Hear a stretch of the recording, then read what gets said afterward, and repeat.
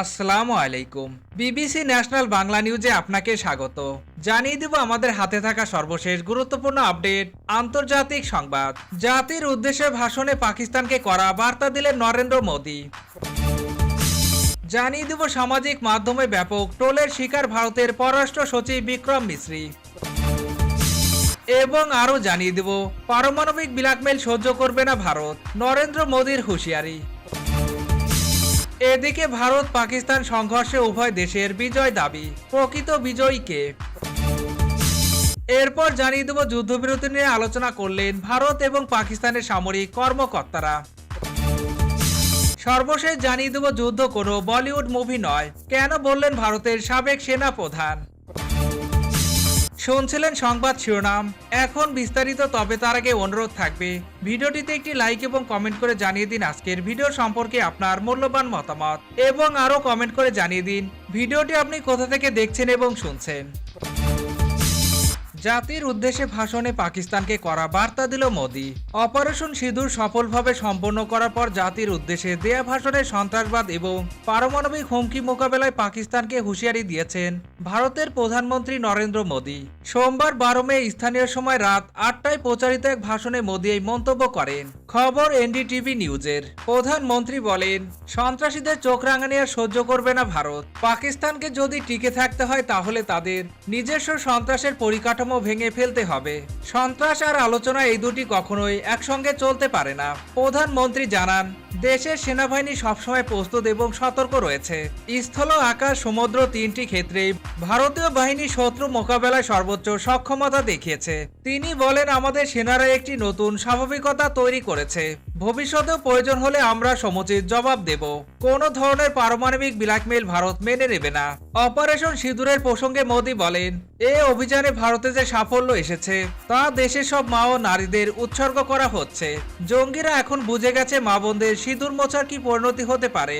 ভাষণে পাকিস্তানকে কড়া ভাষায় আক্রমণ করে মোদী বলেন, ওরা আমাদের স্কুল, কলেজ, নাগরিকদের ঘরবাড়ি ও মন্দির লক্ষ্যবস্তু করেছিল, কিন্তু সেসব আঘাত সফল হয়নি।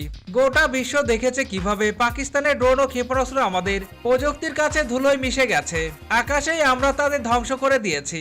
মোদী দাবি করেন, গত 3 দিনে পাকিস্তান এমন প্রতিরোধের সম্মুখীন হয়েছে যা তারা কল্পনাও করতে পারেনি। এখন তারা বাঁচার রাস্তা খুঁজছে এবং আন্তর্জাতিক মহলের দ্বারে দ্বারে ঘুরছে। তিনি জানান, 10 মে পাকিস্তান সেনাবাহিনী আমাদের ডিজিএমওর সঙ্গে যোগাযোগ করেছে, কিন্তু তার আগেই আমরা পাকিস্তানের ভূখণ্ডে থাকা সন্ত্রাসবাদীদের ঘাঁটি গুড়িয়ে দিয়েছি। শেষে মোদী দৃঢ় কণ্ঠে বলেন, ভারত শান্তি চায় কিন্তু আত্মসমর্পণ নয়। আমরা বিশ্বাস করি আত্মরক্ষার প্রতিরোধ এখন আমাদের নীতি। সামাজিক যোগাযোগ মাধ্যমে ব্যাপক ট্রোলের শিকার হয়েছে ভারতের পররাষ্ট্র সচিব বিক্রম মিশ্রি। পাকিস্তানের সঙ্গে যুদ্ধবিরতিতে সম্মত হয়েছে ভারত। দেশটির পররাষ্ট্র সচিব বিক্রম মিশ্রি শনিবার এক সংক্ষিপ্ত ব্রিফিংয়ে খবর জানিয়েছেন। পরদিন থেকে সামাজিক যোগাযোগ মাধ্যমে ভয়ঙ্কর ট্রোলের শিকার হচ্ছেন তিনি ও তার পরিবার। এই পরিস্থিতিতে পররাষ্ট্র সচিব বিক্রম মিশ্রি ও তার পরিবারের পাশে দাঁড়িয়েছে ভারতের প্রশাসনিক কর্মকর্তাদের সংগঠন IAS। তারা বিক্রম মিশ্রির প্রতি সংহতি প্রকাশ করে বলেছেন, তিনি অন্যায়ভাবে ব্যক্তিগত আক্রমণের শিকার হচ্ছেন। IAS এর পক্ষ থেকে সামাজিক যোগাযোগ মাধ্যম X এক পোস্টে বলা হয়, সততা ও নিষ্ঠার সঙ্গে দায়িত্ব পালন করা প্রশাসনিক কর্মকর্তাদের ওপর অন্যায়ভাবে ব্যক্তিগত আক্রমণ অত্যন্ত দুঃখজনক। রাষ্ট্রীয় দায়িত্ব পালনে মর্যাদায় রক্ষায় আমরা আমাদের অঙ্গীকার পুনর্ব্যক্ত করছি। ইন্ডিয়ান পুলিশ সার্ভিস IPS থেকেও বিক্রম মিশ্রির ওপর ব্যক্তিগতভাবে আক্রমণের নিন্দা জানানো হয়েছে। X এক পোস্টে IPS বলেছে, IPS স্পষ্ট ভাষায় পররাষ্ট্র সচিব বিক্রম মিশ্রি এবং তার পরিবারের বিরুদ্ধে দুঃখজনক ব্যক্তিগত আক্রমণের নিন্দা জানায়। নিজেদের কর্তব্যের প্রতি নিষ্ঠাবান প্রশাসনিক কর্মকর্তাদের বিরুদ্ধে এমন অন্যায় আক্রমণ সম্পূর্ণরূপে অগ্রহণযোগ্য। দ্য হিন্দুর প্রতিবেদনে বলা হয়েছে, পাকিস্তানের সঙ্গে ভারতের যুদ্ধবিরতিতে সম্মত হওয়ার খবর জানানোর পর বিক্রম মিশ্রির ব্যক্তিগত X অ্যাকাউন্টের মন্তব্যের ঘর অশ্লীল আক্রমণাত্মক মন্তব্যে ভরে ওঠে।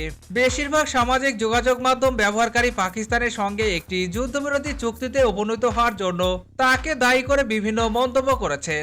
ব্যবহারকারীরা এমনকি বিক্রম মিশ্রির মেয়েকে নিয়েও অবমাননাকর মন্তব্য করেন। এরপর থেকেই ভারতীয় কর্মকর্তা তার পাবলিক অ্যাকাউন্ট লক করে রেখেছেন। পারমাণবিক ব্ল্যাকমেইল সহ্য করবে না ভারত, নরেন্দ্র মোদীর হুঁশিয়ারি। ভারত কোনো ধরনের পারমাণবিক ব্ল্যাকমেইল সহ্য করবে না বলে হুঁশিয়ারি উচ্চারণ করেছেন দেশটির প্রধানমন্ত্রী নরেন্দ্র মোদী। পাকিস্তানের বিরুদ্ধে চালানো অপারেশন সিঁদুর স্থগিত রাখা হয়েছে মাত্র। এই অভিযানের ভবিষ্যৎ নির্ভর করছে পাকিস্তানের আচরণের ওপর। সোমবার ভারতের স্থানীয় সময় রাত ৮টার দিকে কাশ্মীরের পেহেলগামে বন্দুকধারীদের হামলার পর পাকিস্তানের সঙ্গে সাম্প্রতিক সংঘাত ঘিরে জাতির উদ্দেশ্যে দেওয়া প্রথম ভাষণে তিনি এই হুঁশিয়ারি উচ্চারণ করেছেন। ভাষণে তিনি বলেন, ভারতের বিরুদ্ধে কোনো পারমাণবিক ব্ল্যাকমেইল সহ্য করা হবে না। পাকিস্তানের বিরুদ্ধে চালানো অপারেশন সিঁদুর স্থগিত রাখা হয়েছে মাত্র। এই অভিযানের ভবিষ্যৎ নির্ভর করছে পাকিস্তানের আচরণের ওপর। নরেন্দ্র মোদী বলেন, আমরা পরিস্থিতির উপর নজর রাখছি। পাকিস্তান কি করে সেটাই নির্ধারণ করবে পরবর্তী পদক্ষেপ। ভারত শান্তিতে বিশ্বাসী, কিন্তু কেউ যদি ভুল করে আমাদের দুর্বল ভাবে তাহলে তাদের উপযুক্ত জবাব আমরা দেব। ভারতের এই প্রধানমন্ত্রী বলেন, আমি এদেশের সকল মা বোন ও কন্যাদের প্রতি অপারেশন সিঁদুর উৎসর্গ করছি। অপারেশন সিঁদুর শুধু একটি নাম নয়, এটা মানুষের আবেগ ও অনুভূতির প্রতিফলন। তিনি আরো বলেন, সন্ত্রাস এবং আলোচনা একসঙ্গে চলতে পারে না, সন্ত্রাস ও বাণিজ্য একসঙ্গে চলতে পারে না, পানি এবং রক্ত একসঙ্গে প্রবাহিত হতে পারে না। এটা যুদ্ধের কাল নয়, আবার সন্ত্রাসবাদেরও কাল নয়। ভারতের প্রধানমন্ত্রী নরেন্দ্র মোদীর ভাষণের কিছু পয়েন্ট। দেশের সক্ষমতা স্থিতিশীলতা দেখা গেছে। প্রথমে আমি সশস্ত্র বাহিনী, আধা সামরিক বাহিনী ও সব গোয়েন্দা সংস্থাকে অভিবাদন জানাই। প্রত্যেক ভারতীয় পক্ষ থেকে আমি সৈনিকদের শ্রদ্ধা জানাই। আমরা আমাদের বাহিনীকে পূর্ণ স্বাধীনতা দিয়েছি। অপারেশন সিঁদুর কেবল একটি নাম নয়, এটি আমাদের জনগণের আবেগের প্রতিফলন। এটি ন্যায় বিচারের প্রতি দৃঢ় অঙ্গীকার। ভারত পাকিস্তান সংঘর্ষে উভয় দেশের বিজয় দাবি। প্রকৃত বিজয়কে পরমাণু শক্তিধর প্রতিবেশী দুদেশ ভারত ও পাকিস্তানের মধ্যে সদ্য ঘটে যাওয়া সীমিত সময়ের সংঘর্ষে দুপক্ষই নিজেদের বিজয় দাবি করেছে, কিন্তু বাস্তবে সংঘাতে জয়ী কেউই নয়। CNN এর একটি বিশ্লেষণমূলক প্রতিবেদনে বলা হয়েছে, যুক্তরাষ্ট্রের মধ্যস্থতায় যুদ্ধবিরতি কার্যকর হওয়ার পর ভারতের টেলিভিশন চ্যানেলগুলোতে পাকিস্তান আত্মসমর্পণ করেছে এমন শিরোনাম ভেসে ওঠে। ভারতের প্রতিরক্ষা মন্ত্রী রাজনাথ সিং দাবি করেন, কাশ্মীরে পর্যটক হত্যার প্রতিশোধ হিসেবে ভারতের সামরিক অভিযান সন্ত্রাসীদের জন্য এক শক্ত বার্তা ছিল। অন্যদিকে পাকিস্তানের রাজধানীতে মানুষ রাস্তায় নেমে উদযাপন করেছে। প্রধানমন্ত্রী শাহবাজ শরীফ বলেন, আমাদের সাহসী সেনাবাহিনী এক ঐতিহাসিক বিজয় এনে দিয়েছে। তিনি দাবি করেন, কয়েক ঘন্টার মধ্যেই আমাদের জেট ভারতীয় বন্দুকের আওয়াজ থামিয়ে দিয়েছে। পাকিস্তান দাবি করেছে, তারা আকাশযুদ্ধে ভারতের 5টি যুদ্ধবিমান, যার মধ্যে 3টি উন্নত রাফায়েল জেট ভূপাতিত করেছে।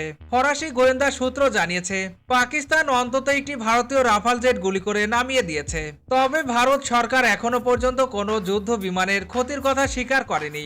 অন্যদিকে ভারত উপগ্রহ চিত্র প্রকাশ করেছে, যেখানে পাকিস্তানের একাধিক সামরিক ঘাঁটি ও রাডার স্টেশনে ভারতের ব্যাপক বিমান হামলার বড় ক্ষতির প্রমাণ দেখানো হয়েছে। বস্তুত উভয় দেশের রাজনীতিবিদ ও সেনা কর্মকর্তারা নিজেদের সুবিধা মতো তথ্য উপস্থাপন করলেও এই সংঘর্ষে প্রকৃত বিজয়ী কেউ নয়। যুদ্ধবিরতির ঘোষণা আসে হঠাৎ, যখন প্রেসিডেন্ট ডোনাল্ড ট্রাম্প তার ট্রুথ সোশ্যাল প্ল্যাটফর্মে সেটি প্রকাশ করেন। মার্কিন পররাষ্ট্রমন্ত্রী মার্কো রুবিও এবং ভাইস প্রেসিডেন্ট জেডি ভ্যান্স দুই দেশের নেতাদের সঙ্গে ফোনে কথা বলেন এবং উত্তেজনা কমাতে আহ্বান জানান। পাকিস্তান এই মধ্যস্থতার জন্য কৃতজ্ঞতা প্রকাশ করেছে, কিন্তু ভারত এটিকে গুরুত্ব দিতে নারাজ। কারণ কাশ্মীর বিষয়ে ভারতের দীর্ঘদিনের অবস্থান হলো বিষয়টি তাদের অভ্যন্তরীণ ব্যাপার এবং কোনো বিদেশি মধ্যস্থতা তারা মেনে নেয় না। এমনকি যুদ্ধবিরতির পর ট্রাম্প কাশ্মীর সমস্যার স্থায়ী সমাধানে সাহায্য করার প্রস্তাব দিয়েছেন, যেটিকে পাকিস্তান স্বাগত জানিয়েছে, কিন্তু ভারত সেটি উপেক্ষা করেছে। সব মিলিয়ে যুদ্ধবিরতি মূলত তাৎক্ষণিক উত্তেজনা প্রশমনের একটি পদক্ষেপ মাত্র। গভীর সমস্যাগুলো এখনো রয়ে গেছে এবং কাশ্মীর নিয়ে পুরনো সংঘাত যে আবারও জ্বলে উঠবে তা মোটামুটি নিশ্চিত। যুদ্ধবিরতি নিয়ে আলোচনা করলেন ভারত পাকিস্তানের সামরিক কর্মকর্তারা। ভারত ও পাকিস্তানের সামরিক অভিযানের মহাপরিচালক একটি ফোনালাপ করেছেন। এ সময় তারা দুদেশের মধ্যে সমন্বিত যুদ্ধবিরতি নিয়ে কথা বলেন এবং আলোচনা চালিয়ে যেতে সম্মত হয়েছেন। সোমবার 12 মে সরকারি সূত্রের বরাত দিয়ে পৃথকভাবে নিউজ 18 এবং জিও টিভি চ্যানেলে খবর জানিয়েছে। নিউজ 18 জানায়, কথোপকথনের সময় কমান্ডাররা যুদ্ধবিরতির শর্তাবলী নিয়ে আলোচনা করেছেন, যার মধ্যে আন্তর্জাতিক সীমান্ত এবং নিয়ন্ত্রণ রেখার জন্য ব্যবস্থা এবং ড্রোন সম্পর্কিত উদ্বেগ অন্তর্ভুক্ত রয়েছে। টিভি চ্যানেলটি জানিয়েছে উভয় পক্ষ আলোচনা চালিয়ে যেতে সম্মত হয়েছে এবং অদূর ভবিষ্যতে আলোচনার পরবর্তী তারিখ ঘোষণা করা হবে। পেহেলগামে সন্ত্রাসী হামলার পর ভারত ও পাকিস্তানের মধ্যে উত্তেজনা আরও বেড়ে যায় এবং পরবর্তীতে দুদেশ সামরিক সংঘর্ষে জড়ায়। গত 7 মে রাতের বেলায় ভারতীয় সশস্ত্র বাহিনী অপারেশন সিঁদুর শুরু করে এবং পাকিস্তানের সন্ত্রাসী ঘাঁটিতে হামলা চালায়। এর প্রতিক্রিয়ায় পাকিস্তান অপারেশন বুনিয়ানুল মাসরুর শুরুর ঘোষণা দেয়। উত্তেজনা ছড়িয়ে যাওয়ার প্রেক্ষাপটে 10 মে নয়াদিল্লি ও ইসলামাবাদ যুদ্ধবিরতিতে সম্মত হয়েছে। দুদেশ উচ্চ পর্যায়ে আলোচনার পর সমুদ্র, আকাশ বা স্থল সমস্ত যুদ্ধ এবং গুলি চালানো বন্ধ করার জন্য একটি চুক্তিতে পৌঁছায়। তবে কয়েক ঘন্টা পর একে অপরের বিরুদ্ধে লঙ্ঘনের অভিযোগ তোলে। কিন্তু গত রাতে এবং আজ সোমবার নিয়ন্ত্রণ রেখা এবং উভয় দেশের আন্তর্জাতিক সীমান্ত শান্ত ছিল।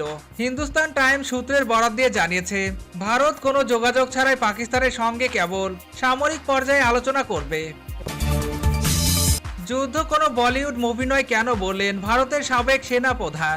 যেসব ভারতীয় নাগরিক পাকিস্তানের সঙ্গে যুদ্ধবিরতি নিয়ে সমালোচনা করছেন তাদের কঠোর সমালোচনা করলে দেশটির সাবেক সেনা প্রধান ও অবসরপ্রাপ্ত জেনারেল মনোজ নারাভানে। তিনি বলেছেন যুদ্ধ কোনো রোমান্টিক ব্যাপার নয় এবং এটি বলিউডের ফিল্মের মতো উপভোগ্য নয়। সোমবার পুনে জেলায় এক অনুষ্ঠানে প্রধান অতিথির বক্তৃতায় তিনি আরো বলেন সীমান্ত এলাকায় বসবাসকারী লোকজন সারাক্ষণ এক ধরনের ট্রমা বা ভীতিতে থাকেন, কারণ যুদ্ধের কারণে স্বজনের মৃত্যু এবং আশ্রয়হীন হয়ে যাওয়া তারা জন্ম থেকেই দেখে আসছেন। মনোজ নারাভানে বলেন যুদ্ধে যারা স্বজন হারান তাদের সেই বেদনা ভীতি পরবর্তী প্রজন্ম পর্যন্ত স্থায়ী হয়। ভারতের সাবেক সেনাপ্রধান বলেন সরকারের নির্দেশ পেলে এখনো তিনি যুদ্ধে যেতে প্রস্তুত, তবে ব্যক্তিগতভাবে তিনি সবসময় কূটনীতিকেই প্রথম পছন্দ হিসেবে বিবেচনা করেন। তিনি বলেন যুদ্ধ রোমান্টিক কোনো ব্যাপার নয়, আপনাদের বলিউডের মুভিও নয়, এটা খুবই গুরুত্বপূর্ণ একটি ব্যাপার। আমাদের প্রধানমন্ত্রী বলেছেন যে এখন যুদ্ধের সময় নয়, যদিও কিছু নির্বোধ মানুষ আমাদের ওপর জোর করে যুদ্ধ চাপিয়ে দিচ্ছে, কিন্তু এজন্য আমাদের উচ্ছ্বাসিত হওয়ার কিছুই নেই। প্রসঙ্গত গত 22 এপ্রিল ভারতের জম্মু কাশ্মীরের রাজ্যর আন্তনাগ জেলার পেহেলগামে বৈশরণ উপত্যকায় সন্ত্রাসী হামলার ঘটনা ঘটে। এতে 26 জন পর্যটক নিহত